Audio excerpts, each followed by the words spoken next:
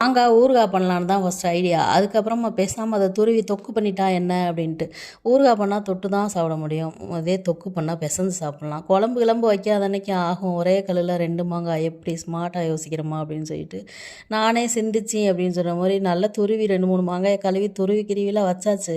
அதுக்கப்புறம் என்ன பண்ணுறதுன்னு தெரியாம 1 மணி நேரமா துருவுன மாங்காய அப்படியே வச்சாச்சு. சரின்னு சொல்லிட்டு அதுக்கப்புறம் இந்த கடுகு, வெந்தயம் 2யும் நல்லா ட்ரையாக வறுத்து பொடி பண்ணி போட்டுட்டு, காஷ்மீரி சில்லி பவுட்ரு வந்துட்டு கலருக்காக போட்டு, அதுக்கப்புறமா காஞ்ச மிளகாத்தூள், உப்பு, நல்லெண்ணெய், நல்லா சுத்தமான நல்லெண்ணெய் எல்லாம் ஊற்றி நல்லா கலக்கு கலக்கு கலக்குன்னு கலக்கி வச்சாச்சு. நல்லா ஊற ஊற வந்துட்டு எண்ணெய் அதுவே மேலே மிதந்து வந்துடும் அப்படின்னு ஒரு நம்பிக்கை தான்.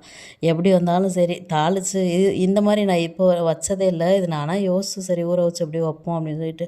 ஆனால் காலா சொன்னாங்க எண்ணெய் ஊற்றி வச்சாக்கும் அது ஊற ஊற மேலே மிதந்து வந்துடும் அப்படின்னு சொன்னாங்க. சரி பார்ப்போம்.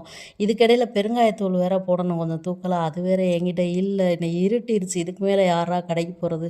எப்படி நாளையிலேருந்து 2 நேரம் கிளறி கிளறி தானே வைக்க போகிறோம். அப்போதைக்கு பெருங்காயத்தூள் போட்டுக்கலாம் அப்படின்னு சொல்லிட்டு அப்படியே எடுத்து வச்சாச்சு. உப்பு உரப்பு எல்லாம் கொஞ்சம் கறிக்க போடணும். அப்போ தான் வந்து கெடாமல் இருக்கும். எண்ணெயும் மேலே வரையும் மிதந்து வந்தால் கெடாமல் இருக்கும். அதனால வந்துட்டு எல்லாமே கொஞ்சம் தூக்கலாக போட்டு வச்சுட்டு எடுத்து வச்சுட்டு இந்த நாள் இனிதே ஓட்டியாச்சு. மீண்டும் ஒரு வீடியோவில் பார்க்கலாம். டாட்டா.